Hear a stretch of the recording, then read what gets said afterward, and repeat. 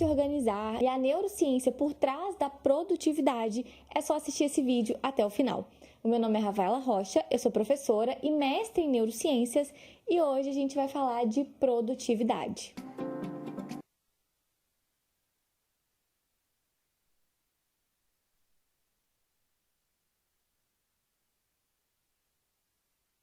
Tati, uma dúvida muito recorrente na galera. Qual é o momento de utilizar? Organização. E o que a gente tem que pensar? Que a nossa energia, estou falando de ATP, a energia vinda dos alimentos que a gente digere e a nossa célula utiliza para realizar as suas funções. Essa energia, ela é limitada. O quanto de energia a gente consegue produzir, o tanto de ATP que a gente consegue produzir nas nossas células, ele é limitado. Ou seja, a gente não consegue fazer tudo, nem tudo, muito menos tudo ao mesmo tempo. Então, a gente tem que ter uma prioridade. Você precisa definir a sua prioridade. Ou a prioridade da semana, a prioridade do semestre. Sempre que chega o final de ano, eu faço as metas do próximo ano. E aí, depois eu vou distribuindo essas metas. Isso aqui eu quero fazer no primeiro trimestre, isso aqui eu quero fazer no segundo trimestre. E aí, tudo naquele período do ano vai girar em torno daquela prioridade.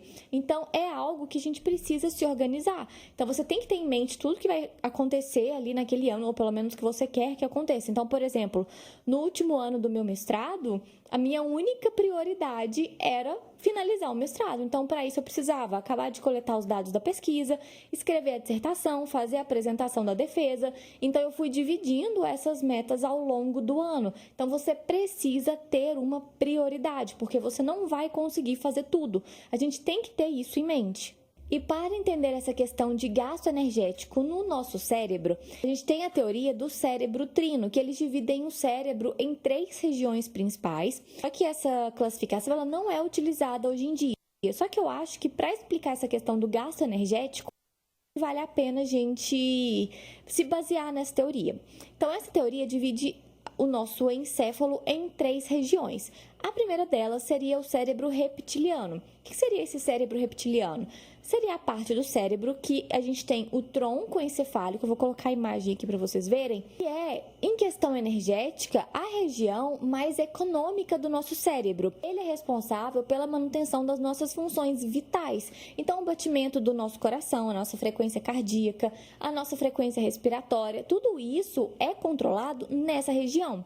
E por que isso é importante? Porque eu não quero que essas regiões parem, eu não quero que no momento de necessidade essa região pare de funcionar. Eu quero que ela se mantenha funcionando enquanto eu estiver viva. Então, é bom que ela gaste pouca energia, porque ela tem que funcionar o tempo todo, monitorando e controlando frequência cardíaca, frequência respiratória e outras funções vitais. A segunda parte da teoria do cérebro trino é o cérebro mamário. Se a gente for pegar as estruturas que eles classificam, nesse cérebro trino, essa região do cérebro de mamíferos, vamos dizer assim, ela inclui principalmente as estruturas do sistema límbico, que são responsáveis pelo processamento das nossas emoções. E dentro do sistema límbico, quem que nós temos? A amígdala. E a amígdala é uma região que dispara em situações de perigo, por exemplo. Para quê? Para nos proteger. Então, essas regiões elas são importantes, por exemplo, para nos manter seguros, para nos manter vivos, para a gente não sair arriscando fazendo qualquer coisa. O gasto energético dessa região é considerado médio, porque apesar de ter funções mais complexas, eles também controlam atividades que são automatizadas, comportamentos que são automatizados, por isso o gasto não é tão grande. E nós temos a terceira região do cérebro trino, que seria a parte do cérebro humano. Essa região envolve todo o nosso córtex cerebral, ou seja, que é a região que está relacionada justamente com o pensamento, com o controle dos nossos movimentos, capacidade de julgamento, cognição, raciocínio, tomada de decisão, criatividade, ou seja, basicamente todas as nossas funções cognitivas. E exatamente por isso, por ter que pensar na hora de fazer, essas regiões elas têm um altíssimo gasto energético. E usar essas regiões nos levam à fadiga. Então, cansa. Então, se eu sento para estudar, e eu ficar ali horas e horas, eu vou me cansar, porque o gasto energético dessas regiões que estão relacionadas, por exemplo, com o aprendizado, são regiões que demandam muita energia, um alto gasto energético. Então vamos pensar agora na nossa vida. Qual que é a prioridade do nosso cérebro? É nos manter vivos. Então, quando a disponibilidade de energia ela vai diminuindo, o que o nosso cérebro vai priorizar? Aquelas regiões que gastam menos energia e que são mais importantes para a nossa sobrevivência.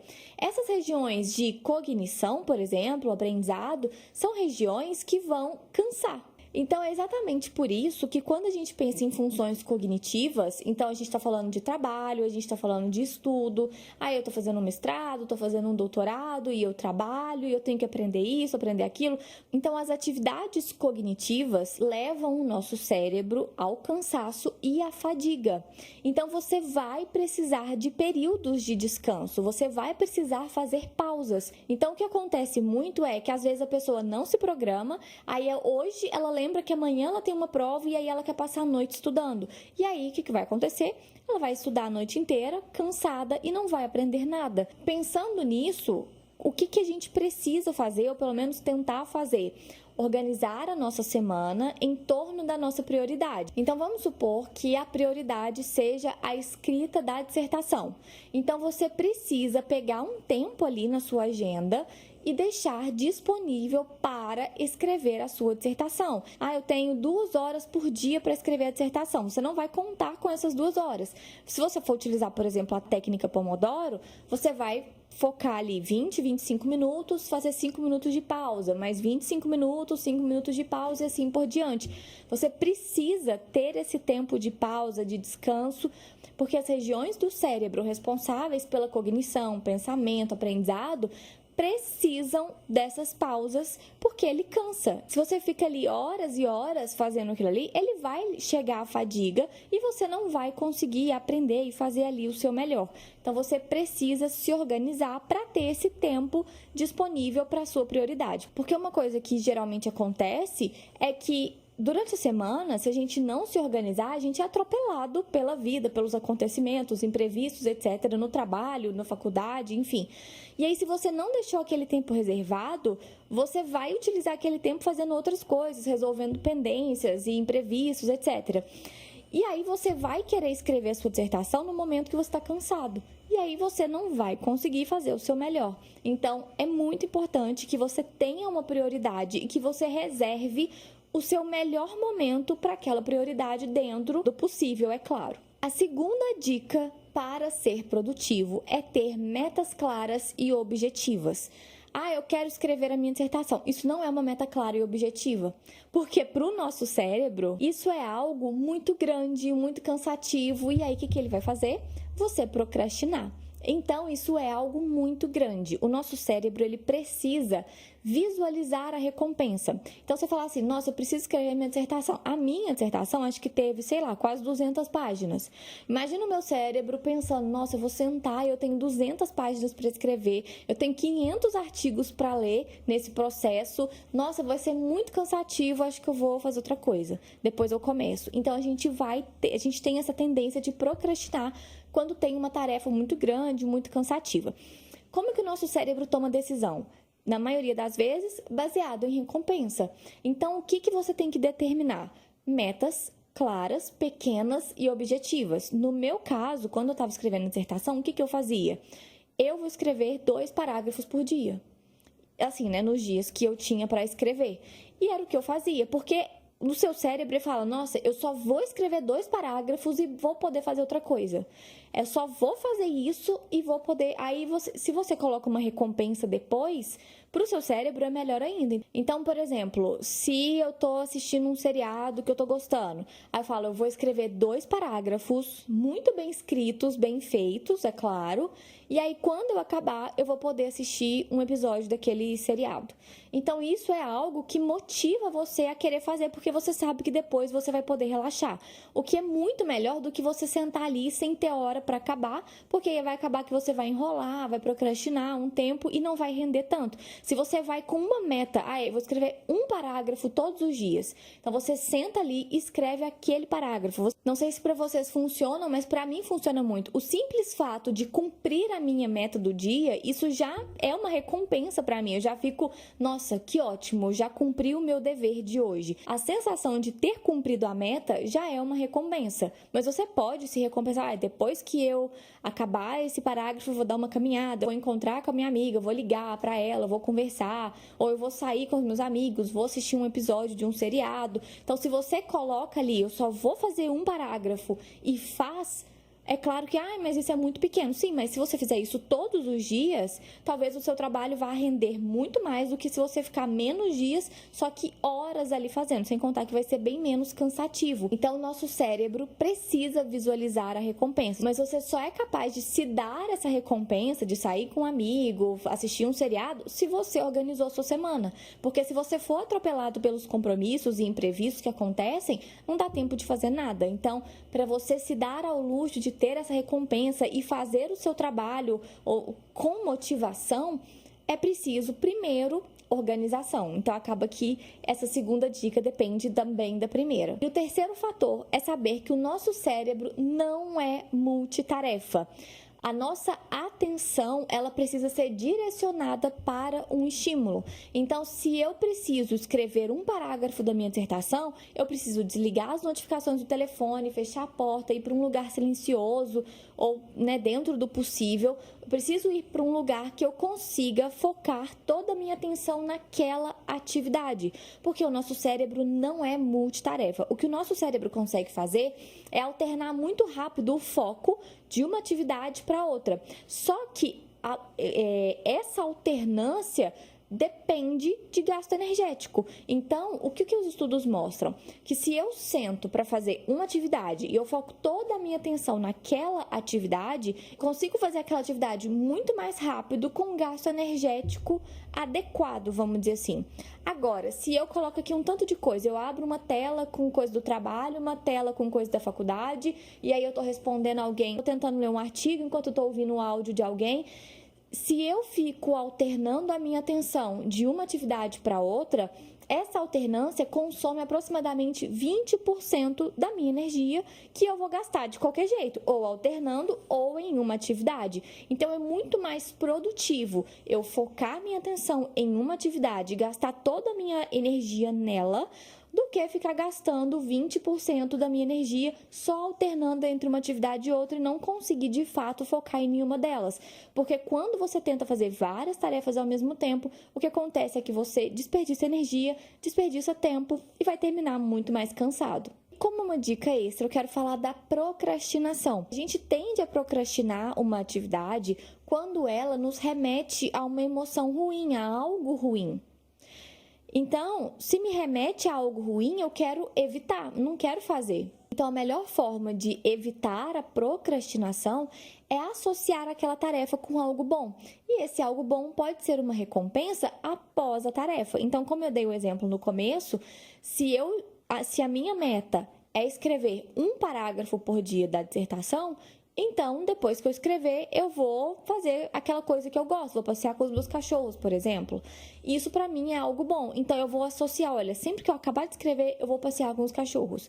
E isso vai fazer com que eu associe aquela tarefa a algo bom e isso faz com que eu evite a procrastinação. Então, essas foram as minhas 3 dicas para você ser mais produtivo. Organizar a sua semana em torno da sua prioridade, estabelecer metas claras e objetivas, fazer uma tarefa de cada vez, porque o nosso cérebro não é multitarefa. Então é isso, eu espero que você tenha gostado. Se sim, curte e compartilha esse vídeo para me ajudar com o crescimento do canal e eu te vejo nos próximos vídeos. Até mais!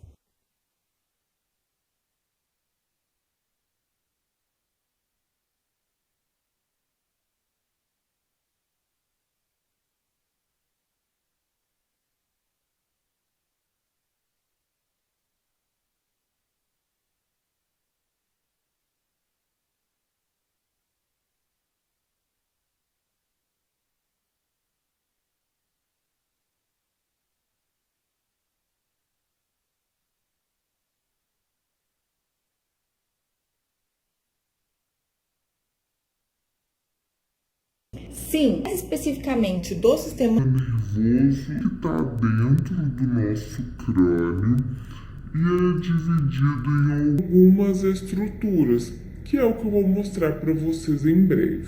O sistema nervoso, assim como os outros sistemas do nosso corpo, que formam tecidos, que formam órgãos, formam o sistema. E a principal função do sistema nervoso é permitir a nossa interação com o meio. Como assim? Eu consigo interagir com o meio em todos os sentidos: enxergar, ouvir, falar, sentir sabores, sentir o tato, sentir a temperatura. Tudo isso só é possível graças ao sistema nervoso. Não podemos nos esquecer das nossas emoções, já que tudo o que nós sentimos também é processado nesse sistema. Além de tudo isso, é no encéfalo que é processada a nossa cognição, que é a nossa capacidade de entendimento, processamento das emoções, é responsável pela nossa inteligência, tomada de decisões, processo de aprendizagem, raciocínio, desenvolvimento da linguagem, entre outros. O sistema nervoso é dividido em central e periférico. O sistema nervoso central é formado pelo encéfalo e pela medula espinhal, que continua logo abaixo dessa estrutura. E o sistema nervoso periférico, que é formado pelos nervos, pelos gânglios e terminações nervosas. Uma das formas de diferenciar o sistema nervoso central do periférico é que as estruturas do sistema nervoso central estão sempre protegidas por estojos ósseos. Então, todo o encéfalo ele é protegido pelos ossos do crânio, enquanto a medula espinhal é protegida pelas vértebras da coluna vertebral. O encéfalo ele é dividido em cérebro, cerebelo e tronco encefálico. O cérebro é dividido em telencéfalo, que é essa parte mais externa formada pelos sulcos e giros. A palavra córtex quer dizer camada mais externa. Então, a camada mais externa do cérebro é o córtex cerebral. E essa parte mais interna, que é o que a gente chama de diencéfalo. O telencéfalo é dividido em dois hemisférios, hemisfério direito e hemisfério esquerdo. Esses hemisférios são divididos em lobos. Então, aqui na frente nós temos o lobo frontal, aqui nós temos o lobo temporal, aqui atrás e superiormente nós temos o lobo parietal e aqui atrás nós temos o lobo occipital. E lá dentro, internamente, nós temos um outro lobo que é a ínsula. Se você quer saber as funções de cada um desses lobos, deixe nos comentários que eu posso fazer um vídeo só sobre isso. De forma geral, as funções do córtex cerebral envolvem o processamento das informações.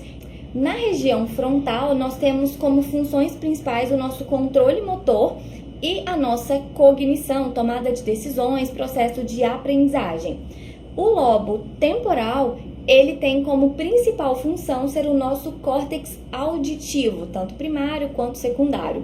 O córtex parietal, nós temos a porção sensorial que recebe e interpreta todas as nossas sensações, como tato e dor, por exemplo. Aqui no córtex occipital, nós temos o nosso córtex visual, primário e secundário. Enquanto isso, a ínsula, que está na região mais interna, é responsável por sensações viscerais e também por ser o nosso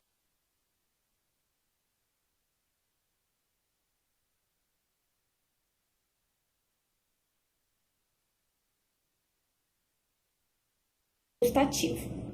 No diencéfalo, nós temos o tálamo, epitálamo e tálamo. O tálamo é conhecido por fazer conexões. Como assim? Todas as informações que sobem para o encéfalo, antes de chegarem no córtex cerebral, passam primeiro pelo tálamo. Sabe quando você vai no banco e aí tem uma recepcionista que você fala, eu quero ir no gerente tal, e ela vai e te leva até a mesa dele? É isso que o tálamo faz. Todas as informações que chegam aqui e tem como objetivo final chegar ao córtex cerebral, quem vai guiar essas conexões, quem vai guiar essas informações é o tálamo. Por isso ele é chamado de relé talâmico. É ele quem direciona as fibras para o córtex cerebral, dependendo da informação que vem naquela fibra. Já o hipotálamo controla todas as nossas funções autonômicas, viscerais e hormonais, até mesmo porque ele está diretamente e indiretamente conectado à hipófise, que é a glândula que libera hormônios tanto produzidos pelo hipotálamo como produzidos por ela mesma. Já no epitálamo, aqui atrás, nós temos a glândula pineal, que é a única glândula ímpar do nosso sistema nervoso. A glândula pineal ela é responsável, entre outras funções, pela produção de melatonina, que além de controlar o nosso ciclo sono-vigília, ela também é um importantíssimo antioxidante para as nossas células. E nessa região mais inferior, nós temos o subtálamo, que é uma região de transição do diencéfalo, que faz parte do cérebro, para o tronco encefálico. O tronco encefálico ele é dividido em 3 regiões: mesencéfalo, ponte e bulbo. Essas 3 regiões são importantíssimas para a nossa sobrevivência, já que aqui temos vários núcleos, que são conjuntos de corpos de neurônios que são responsáveis por controlar nossas funções vitais, como nossa controlam os músculos da nossa deglutição, movimento dos nossos olhos, movimento da nossa mímica facial, enfim, são várias funções que são exercidas por esses núcleos dessas regiões. Os núcleos presentes aqui no mesencéfalo, ponte e bulbo podem ser divididos em 2 tipos: os núcleos que são próprios dessa região e também os núcleos dos nervos cranianos. Então, os nervos cranianos, a maioria deles sai dessa região, então é aqui que está o núcleo desses nervos. E por fim, nós temos o cerebelo.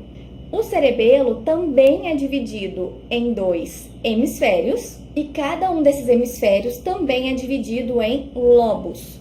As funções do cerebelo estão relacionadas ao controle do nosso equilíbrio, da nossa coordenação, tônus muscular e até mesmo nosso aprendizado motor. O que o cerebelo faz, de forma bem simplificada, é receber informações de como está o nosso corpo nesse exato momento, e ele vai receber essas informações das nossas articulações, dos nossos músculos, dos nossos tendões, e ao mesmo tempo ele recebe informações do córtex motor. Esse córtex motor vai enviar para o cerebelo o que ele planeja fazer em relação ao nosso movimento. O que o cerebelo faz é juntar essas informações do planejamento motor e de como está o nosso corpo. E aí ele vai fazer ajustes para que esse movimento ocorra da forma mais perfeita possível.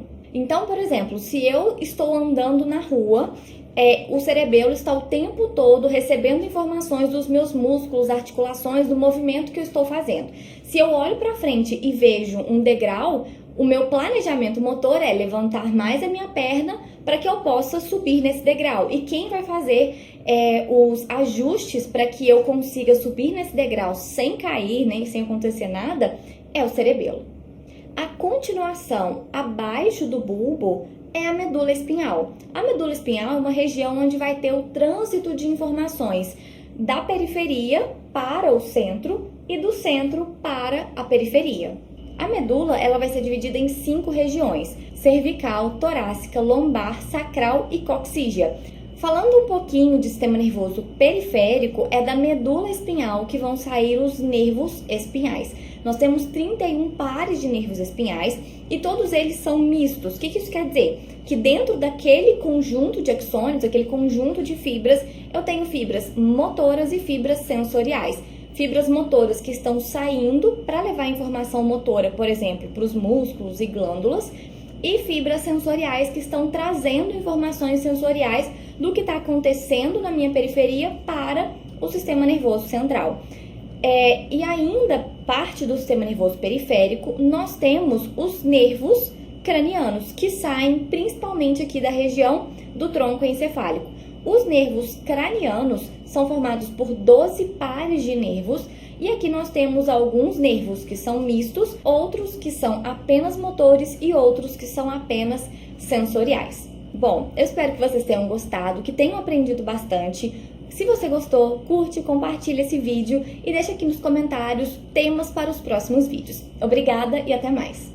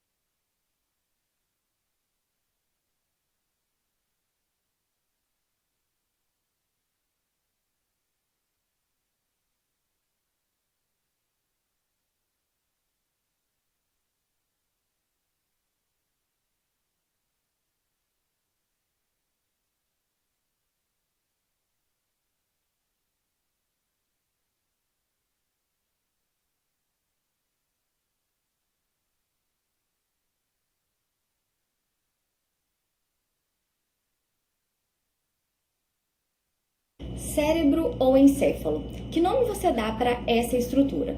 Esse órgão tem diversas funções e se você quiser saber as principais, é só assistir o vídeo até o final. Seja bem-vindo ao meu canal, eu sou Rafaela Rocha, professora e mestre em neurociências e hoje eu quero mostrar para vocês as principais funções do encéfalo. Sim, esse é o encéfalo. O encéfalo ele faz parte do sistema nervoso, mais especificamente do sistema nervoso central. Ele é tudo que está dentro do nosso crânio e é dividido em algumas estruturas, que é o que eu vou mostrar para vocês em breve. O sistema nervoso, assim como os outros sistemas do nosso corpo, é formado por células que formam tecidos, que formam órgãos, que formam o sistema. E a principal função do sistema nervoso é permitir a nossa interação com o meio. Como assim? Eu consigo interagir com o meio em todos os sentidos: enxergar, ouvir, falar, sentir sabores, sentir o tato, sentir a temperatura. Tudo isso só é possível graças ao sistema nervoso. Não podemos nos esquecer das nossas emoções, já que tudo o que nós sentimos também é processado nesse sistema. Além de tudo isso, é no encéfalo que é processada a nossa cognição, que é a nossa capacidade de entendimento, processamento das emoções, é responsável pela nossa inteligência, tomada de decisões, processo de aprendizagem, raciocínio, desenvolvimento da linguagem, entre outros. O sistema nervoso é dividido em central e periférico. O sistema nervoso central é formado pelo encéfalo e pela medula espinhal, que continua logo abaixo dessa estrutura.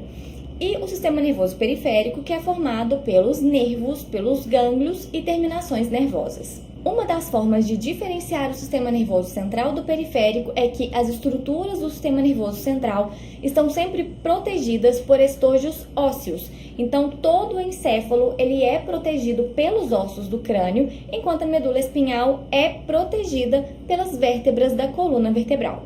O encéfalo ele é dividido em cérebro, cerebelo e tronco encefálico. O cérebro é dividido em telencéfalo, que é essa parte mais externa formada pelos sulcos e giros. A palavra córtex quer dizer camada mais externa. Então, a camada mais externa do cérebro é o córtex cerebral. E essa parte mais interna, que é o que a gente chama de diencéfalo. O telencéfalo é dividido em dois hemisférios, hemisfério direito e hemisfério esquerdo. Esses hemisférios são divididos em lobos. Então, aqui na frente nós temos o lobo frontal, aqui nós temos o lobo temporal, aqui atrás e superiormente nós temos o lobo parietal e aqui atrás nós temos o lobo occipital. E lá dentro, internamente, nós temos um outro lobo que é a ínsula. Se você quer saber as funções de cada um desses lobos, deixe nos comentários que eu posso fazer um vídeo só sobre isso. De forma geral, as funções do córtex cerebral envolvem o processamento das informações. Na região frontal, nós temos como funções principais o nosso controle motor e a nossa cognição, tomada de decisões, processo de aprendizagem. O lobo temporal ele tem como principal função ser o nosso córtex auditivo, tanto primário quanto secundário. O córtex parietal nós temos a porção sensorial que recebe e interpreta todas as nossas sensações, como tato e dor, por exemplo. Aqui no córtex occipital nós temos o nosso córtex visual, primário e secundário. Enquanto isso, a ínsula, que está na região mais interna, é responsável por sensações viscerais e também por ser o nosso córtex gustativo. No diencéfalo nós temos o tálamo, hipotálamo, epitálamo e subtálamo. O tálamo é conhecido por fazer conexões. Como assim? Todas as informações que sobem para o encéfalo, antes de chegarem no córtex cerebral, passam primeiro pelo tálamo. Sabe quando você vai no banco e aí tem uma recepcionista que você fala, eu quero ir no gerente tal, e ela vai e te leva até a mesa dele? É isso que o tálamo faz. Todas as informações que chegam aqui e tem como objetivo final chegar ao córtex cerebral, quem vai guiar essas conexões, quem vai guiar essas informações é o tálamo. Por isso ele é chamado de relé talâmico. É ele quem direciona as fibras para o córtex cerebral, dependendo da informação que vem naquela fibra. Já o hipotálamo controla todas as nossas funções autonômicas, viscerais e hormonais, até mesmo porque ele está diretamente e indiretamente conectado à hipófise, que é a glândula que libera hormônios tanto produzidos pelo hipotálamo como produzidos por ela mesma. Já no epitálamo, aqui atrás, nós temos a glândula pineal, que é a única glândula ímpar do nosso sistema nervoso. A glândula pineal ela é responsável, entre outras funções, pela produção de melatonina, que além de controlar o nosso ciclo sono-vigília, ela também é um importantíssimo antioxidante para as nossas células. E nessa região mais inferior, nós temos o subtálamo, que é uma região de transição do diencéfalo, que faz parte do cérebro, para o tronco encefálico. O tronco encefálico ele é dividido em 3 regiões: mesencéfalo, ponte e bulbo. Essas 3 regiões são importantíssimas para a nossa sobrevivência, já que aqui nós temos vários núcleos que são conjuntos de corpos de neurônios que são responsáveis por controlar nossas funções vitais, como nossa frequência cardíaca, nossa frequência respiratória, controlam os músculos da nossa língua, a nossa deglutição, movimento dos nossos olhos, o movimento da nossa mímica facial, enfim, são várias funções que são exercidas por esses núcleos dessas regiões. Os núcleos presentes aqui no mesencéfalo, ponte e bulbo podem ser divididos em 2 tipos: os núcleos que são próprios dessa região e também os núcleos dos nervos cranianos. Então, os nervos cranianos, a maioria deles sai dessa região, então é aqui que está o núcleo desses nervos. E por fim, nós temos o cerebelo. O cerebelo também é dividido em 2 hemisférios e cada um desses hemisférios também é dividido em lobos. As funções do cerebelo estão relacionadas ao controle do nosso equilíbrio, da nossa coordenação, tônus muscular e até mesmo nosso aprendizado motor. O que o cerebelo faz, de forma bem simplificada, é receber informações de como está o nosso corpo nesse exato momento, e ele vai receber essas informações das nossas articulações, dos nossos músculos, dos nossos tendões, e ao mesmo tempo ele recebe informações do córtex motor. Esse córtex motor vai enviar para o cerebelo o que ele planeja fazer em relação ao nosso movimento. O que o cerebelo faz é juntar essas informações do planejamento motor e de como está o nosso corpo. E aí ele vai fazer ajustes para que esse movimento ocorra da forma mais perfeita possível. Então, por exemplo, se eu estou andando na rua, o cerebelo está o tempo todo recebendo informações dos meus músculos, articulações, do movimento que eu estou fazendo. Se eu olho para frente e vejo um degrau, o meu planejamento motor é levantar mais a minha perna para que eu possa subir nesse degrau. E quem vai fazer os ajustes para que eu consiga subir nesse degrau sem cair, nem sem acontecer nada, é o cerebelo. A continuação abaixo do bulbo é a medula espinhal. A medula espinhal é uma região onde vai ter o trânsito de informações da periferia para o centro e do centro para a periferia. A medula ela vai ser dividida em 5 regiões: cervical, torácica, lombar, sacral e coxígea.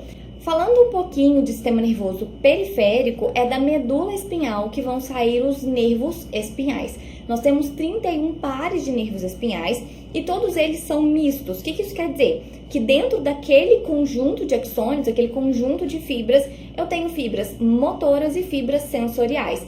Fibras motoras que estão saindo para levar informação motora, por exemplo, para os músculos e glândulas, e fibras sensoriais que estão trazendo informações sensoriais do que está acontecendo na minha periferia para o sistema nervoso central.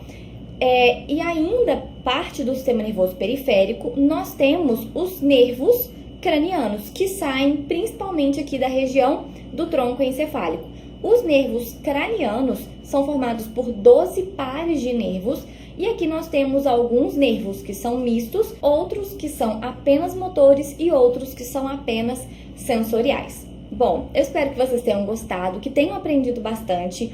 Se você gostou, curte, compartilha esse vídeo e deixa aqui nos comentários temas para os próximos vídeos. Obrigada e até mais!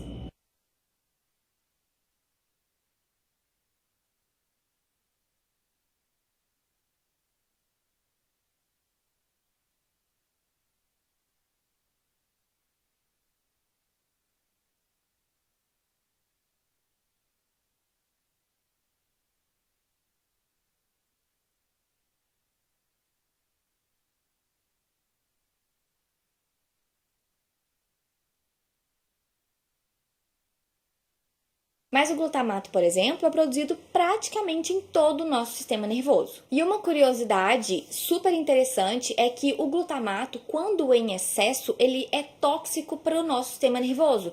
Então, quando a gente tem um excesso de glutamato, a gente tem como consequência o que a gente chama de excitotoxicidade. E essa excitotoxicidade, ela está muito relacionada com o desenvolvimento de um tipo de demência. Então, lá na patogênese da demência, a gente tem essa hipótese da excitotoxicidade que é causada pelo excesso da liberação de glutamato. Já o GABA é uma sigla para ácido gama-aminobutírico, para facilitar mesmo a nossa comunicação, né? Então, como eu disse, ele é o principal neurotransmissor inibitório e, assim como o glutamato, ele é liberado em praticamente todos os nossos neurônios. Então, ele atua na medula espinhal, no cerebelo, núcleos da base, no córtex cerebral. E ele participa de vários circuitos, então tanto o glutamato quanto o GABA participam de praticamente tudo. Mas o GABA está muito envolvido com os circuitos do nosso humor e das nossas emoções. Por isso que o humor deprimido, como por exemplo na depressão, pode ser que seja um excesso de GABA. O sistema dela está ficando muito inibido e aí ele acaba ficando deprimido, porque inibir é diminuir a atividade dessas células. Então ele fica inibido, ele fica deprimido. Apesar do glutamato ser excitatório e do GABA ser inibitório, um é produzido a partir do outro. Então aqui na imagem vocês conseguem ver que aqui nós temos a glutamina. A partir da glutamina, a gente tem enzimas que convertem essa glutamina em glutamato, que é excitatório, né, esse neurotransmissor excitatório, e outras enzimas que convertem o glutamato em GABA. E a última curiosidade aqui sobre o GABA é que, como a função dele é inibir a atividade da célula, existem medicamentos que estimulam a liberação de GABA. Quando que esses medicamentos são utilizados? Quando que a gente quer inibir a atividade do córtex, por exemplo? Num caso em que a gente está tendo uma convulsão. Então, os medicamentos, por exemplo, para a epilepsia, eles estimulam a liberação de GABA para evitar a estimulação daquelas células, para evitar a atividade daquelas células e, consequentemente, evitar episódios de convulsão. Outro neurotransmissor que é super importante é a noradrenalina. A noradrenalina, na maioria das vezes, ela é excitatória, mas em alguns receptores que a gente encontra em menor quantidade, ela tem um efeito inibitório, mas na maioria das vezes ela é excitatória. E a principal função da noradrenalina é controlar o nosso nível de alerta e de vigília. Então, quanto nós estamos acordados. Então, sempre que acontece alguma coisa que a gente fica muito alerta, que a gente fica, né, que a gente tem que prestar atenção em muitas coisas ao nosso redor, é porque está tendo ali uma liberação maior de noradrenalina. E é claro, né, que essa noradrenalina, então, já que ela controla o nosso nível do quanto a gente está acordado, a liberação dela vai ser maior quando a gente acorda e menor durante a noite. Ela é produzida nos núcleos do tronco e do hipotálamo e ela participa de um sistema super interessante que é o sistema analgésico endógeno. Então, o nosso corpo ele tem um sistema de controle de dor que é natural do nosso corpo. E a noradrenalina é um dos neurotransmissores que são liberados para inibir a subida de informações de dor. A histamina, ela também tem efeito excitatório. Ela tá aqui porque ela é importante, né, no nosso sistema nervoso, mas ela não é produzida apenas nos nossos neurônios, ela também é produzida nos núcleos do hipotálamo, mas também no sistema periférico por outros tipos de célula. Ela também vai atuar, né, no nosso estado de vigília, mas também controla a nossa pressão arterial, dor, comportamento sexual, então ela também é bem importante. A dopamina é um dos neurotransmissores mais conhecidos, né, mais falados, só que ela é muito conhecida como molécula do prazer, e isso não é verdade. A dopamina ela tem tanto um efeito excitatório quanto inibitório. O que vai determinar isso é o tipo de receptor. Então, quando ela é captada por receptores da família D1, que são vários, ela vai ter um efeito excitatório. Mas se ela é captada por receptores da família D2, ela vai ter um efeito inibitório. E ela atua em 2 circuitos principais. Ela atua em vários, mas os principais são esses 2, que é o circuito da recompensa e do controle motor. Qual que é a diferença? A dopamina ela pode ser produzida principalmente em 2 regiões, a área tegmental ventral e a substância negra, parte compacta do mesencéfalo. Quando ela é produzida na área tegmental ventral, o que acontece? Ela é enviada, ela é liberada lá no córtex pré-frontal, que é bem essa região na frente do nosso encéfalo. Então, ela é produzida lá dentro e ela é trazida para cá, para a região mais frontal, no córtex pré-frontal. Por que eu estou mostrando isso? Porque quando ela é produzida nessa área tegmental ventral e enviada para o córtex pré-frontal, ela vai participar do processo de tomada de decisão. E quem faz parte desse processo de tomada de decisão? O circuito de recompensa. Então vamos pensar assim, todas as decisões que nós tomamos no nosso dia, se eu vou comer um chocolate, se eu vou levantar e trabalhar, ou se eu vou ficar na cama, ou se eu vou para academia, tudo que a gente faz, todas as nossas decisões são baseadas em recompensa. O nosso cérebro, ele só trabalha com recompensa. Eu vou ganhar alguma coisa com isso? Então eu vou fazer. Eu não vou ganhar nada agora, então não vou fazer. É basicamente assim que o nosso cérebro pensa. Então, como que a dopamina participa disso? A dopamina, quando ela é liberada lá no córtex pré-frontal, ela vai influenciar a nossa tomada de decisão, nos dando motivação. Então, imagina que eu tô no sofá, deitada, assistindo Netflix, tranquila, mas aí eu tô com fome. Aí, o que eu faço? Para eu comer, eu vou ter que levantar, ir na cozinha, um trabalhão, né? Só que não. Mas enfim, mas isso vai demandar gasto de energia do nosso corpo. Então, para eu decidir levantar, ir na cozinha e comer, quem vai me dar motivação para fazer isso, ou seja, a motivação ela tem que vir antes. A dopamina é liberada lá no meu córtex pré-frontal para que eu decida levantar, comer. E aí, quando eu como, o meu cérebro vê isso como uma recompensa e me dá um pouquinho de prazer, como um brinde, como uma gratificação por eu ter feito aquilo. Por quê? Porque o meu corpo sabe, o meu cérebro sabe que comer é importante para a minha sobrevivência. Então, toda vez que eu como, eu tenho uma liberação de outras substâncias que me fazem ter essa sensação de prazer. Por quê? Porque ter prazer faz com que eu queira fazer aquilo ali de novo, e se comer é essencial para a minha sobrevivência, quer dizer que eu vou continuar comendo e vou continuar sobrevivendo. Então, quem nos dá essa motivação é a dopamina. Então, no final das contas, depois que eu comi, depois que eu estudei, depois que eu me exercitei, eu vou ter sensação de prazer? Vou, mas a sensação de prazer não vem da dopamina. Vem de substâncias que vão ser liberadas depois que eu fizer aquela ação. A dopamina ela é liberada antes, durante ali o meu processo de tomada de decisão, para me motivar a ter determinada ação. Por isso, motivação, né? Então, esse é o papel da dopamina no circuito da recompensa, que acontece quando ela é liberada lá no córtex pré-frontal. Mas a dopamina, ela também é produzida lá na substância negra do mesencéfalo. Só que quando ela é produzida nessa região, ela vai ser liberada nos núcleos da base. E os núcleos da base, junto com o córtex motor, com o cerebelo, o sistema vestibular, etc., controla os nossos movimentos. Os núcleos da base, eles têm alguns circuitos, né? Nós temos a via direta, a via indireta, e a dopamina atua nessas vias direta e indireta para controlar o nosso movimento, a iniciação do movimento. Então, todos esses movimentos que eu estou fazendo, eles só são sutis e perfeitos, vamos dizer assim, por causa dessa liberação de dopamina que controla esses circuitos. É uma das substâncias que controlam esses circuitos. O que acontece quando eu tenho a morte dos neurônios lá da substância negra que produzem essa dopamina? Eu tenho a doença de Parkinson. E quais são os principais sintomas da doença de Parkinson? O tremor, que é um movimento que eu não controlo. Instabilidade postural, que é a falta desse equilíbrio, desse controle motor que me mantém de pé e estável. Eu tenho rigidez articular, porque eu não consigo controlar perfeitamente esse movimento. Então, a dopamina ela participa principalmente dessas duas funções do nosso corpo. A nossa tomada de decisão, nos dando motivação, e também no nosso controle motor. Outro neurotransmissor super famoso é a serotonina. A serotonina ela é conhecida sempre como molécula da felicidade, hormônio da felicidade.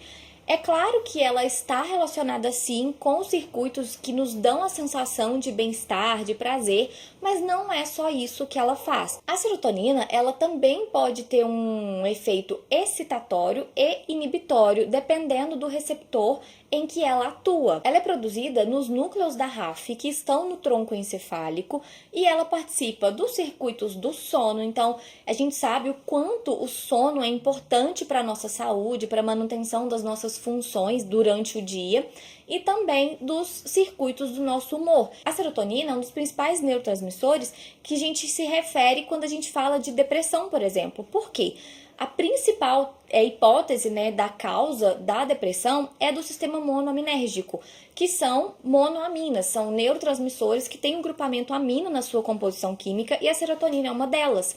E a hipótese, é de que nos casos de depressão a gente tem uma diminuição na concentração desses neurotransmissores. Então, o objetivo, por exemplo, dos remédios, dos medicamentos antidepressivos é aumentar a disponibilidade desses neurotransmissores. Então, lembra que o neurotransmissor, depois que ele é liberado, ele precisa voltar para dentro do neurônio ou ser degradado. Voltar para dentro do neurônio é ser recaptado. O que o antidepressivo faz, ou pelo menos a grande parte deles, é fazer com que essa recaptação não aconteça. Eles são inibidores da recaptação, porque se ele não volta para dentro do neurônio, ele fica ali na fenda mais tempo. E se ele fica ali na fenda mais tempo, o efeito dele é prolongado, é intensificado, é potencializado. Então, fazer com que a serotonina fique disponível ali por mais tempo faz com que a pessoa tenha mais benefícios da ação da serotonina, que é essa sensação de bem-estar e, consequentemente, diminuição dos sintomas depressivos. Então, a serotonina é extremamente importante para isso.